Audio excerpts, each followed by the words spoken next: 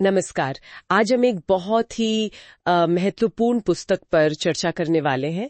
पूज्य गुरुदेव पंडित श्रीराम शर्मा आचार्य जी की लिखी हुई मनः स्थिति बदले तो परिस्थिति बदले।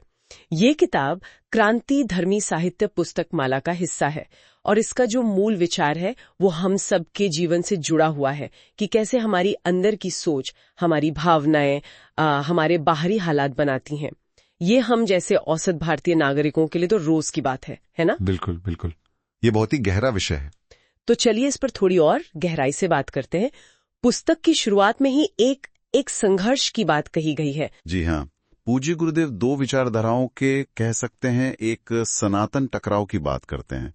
एक सोच तो ये है कि भाई सुख सुविधा तरक्की ये सब बाहरी चीजों से आता है, पैसा साधन वस्तुएं। लेकिन दूसरी सोच जो ज्यादा गहरी है वो कहती है कि नहीं, असल में हमारी मन की स्थिति ही हमारी परिस्थितियों को जन्म देती है। अगर मन सधा हुआ है, शांत है, तो कम साधनों में भी इंसान खुश रह सकता है, संतोष पा सकता है। पूज्य गुरुदेव ने इसे बहुत ही खूबसूरती से समझाया है।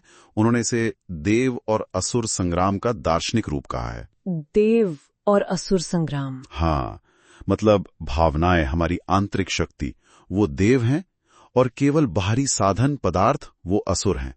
तो ये चुनाव हमारा है कि हम किसे महत्व देते हैं। अच्छा, देव बनाम असुर, ये सोचने वाली बात है।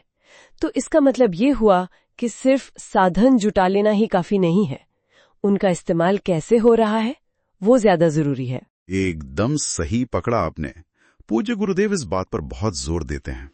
वो कहते हैं कि साधनों का होना उतना खतरनाक नहीं जितना उनका गलत इस्तेमाल।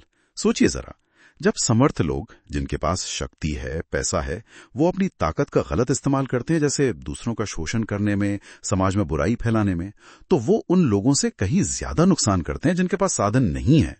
उनका असर बहुत बड़ा होता है। और वो जो गरीबों द्वारा अमीरी का आडंबर वाली बात है वो भी शायद इसी से जुड़ी है। हाँ हाँ बिल्कुल, ये एक बहुत ही मार्मिक बिंदु उठाया है पूज्य गुरुदेव ने। होता क्या है कि समाज में जो लोग साधनहीन हैं या कम साधन वाले हैं, वो कई बार तथाकथित अमीरों की नकल करने लगते हैं। लेकिन नकल किसकी? उनके गुणों की नहीं, बल्कि उनके दुर्गुणों की, जैसे दिखावा करना, फिजूल खर्ची, नशे, आलस। हाँ, ये तो दिखता है। और जब सीमित साधनों के साथ इन चीजों की नकल होती है तो ये समाज को अंदर से खोखला कर देती है। ये एक तरह की त्रासदी है कि गुणों के बजाय अवगुणों का अनुकरण ज्यादा आसानी से हो जाता है, सिर्फ दिखावे की होड़ में। तो अगर बाहरी साधन, उनकी नकल, ये सब समस्या का हिस्सा है, तो फिर समाधान क्या है? पूज्य गुरुदेव क्या रास्ता बताते हैं? क्या सब कुछ बस मन का ही खेल है? समाधान देखिए, बाहरी चीजों पर निर्भरता कम करने में है और अपनी अंदर की शक्तियों को जगाने में। पूज्य गुरुदेव इसे कहते हैं परावलंबन छोड़कर आत्मावलंबन अपनाना। परावलंबन छोड़कर आत्मावलंबन। जी, मतलब दूसरों पर या बाहरी हालात पर टिके रहने की बजाय अपनी भीतरी शक्ति, अपने गुणों पर भरोसा करना। और इसके लिए वो 3 खास उद्यानों को सींचने की बात करते हैं। उद्यान? कौन से उद्यान? हाँ, 3 उद्यान। पहला है शरीर रूपी उद्यान, जिसे मेहनत से, श्रम से सींचना है, आलस को हटाना है। दूसरा है मन रूपी उद्यान, जिसे सही शिक्षा, ज्ञान और समझदारी से सजाना है। और तीसरा, जो शायद सबसे अहम है, वो है अंतःकरण का उद्यान, हमारी संवेदनाएं। इसे विकसित करने का मतलब है अपनी भावनाओं को शुद्ध करना, स्वार्थ से ऊपर उठना। और उदारता का मतलब सिर्फ पैसा दान करना नहीं है, इसका मतलब बहुत बड़ा है। अपनी जो भी क्षमता है, कमाई है, योग्यता है, समय है, ऊर्जा है, उसे सिर्फ अपने लिए, अपने भोग या अहंकार के लिए नहीं, बल्कि समाज के लिए, जरूरतमंदों की मदद में लगाना। अच्छा, ये समझना कि हम सब एक बड़े समाज का हिस्सा हैं, हमारी क्षमताएं सामूहिक भलाई के लिए भी हैं।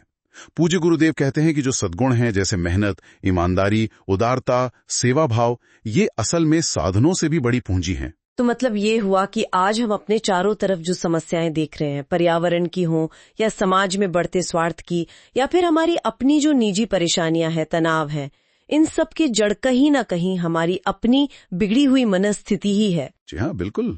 पुस्तक का यही केंद्रीय निष्कर्ष आप कह सकती हैं। परिस्थितियां तभी बदलेंगी जब हमारी मनस्थिति बदलेगी। जब तक सोच स्वार्थी रहेगी, सिर्फ अपने भोग के बारे में होगी, संकीर्ण होगी, तब तक बाहरी बदलाव टिकेंगे नहीं, वो सतही ही रहेंगे। सच्ची तरक्की, एक बेहतर समाज, एक उज्जवल भविष्य, ये सब तभी बनेगा जब लोगों की सोच में, मानसिकता में आदर्शवाद आएगा, नैतिकता आएगी, जिम्मेदारी का भाव और उदारता होगी। बदलाव अंदर से शुरू करना होगा, अपनी सोच से।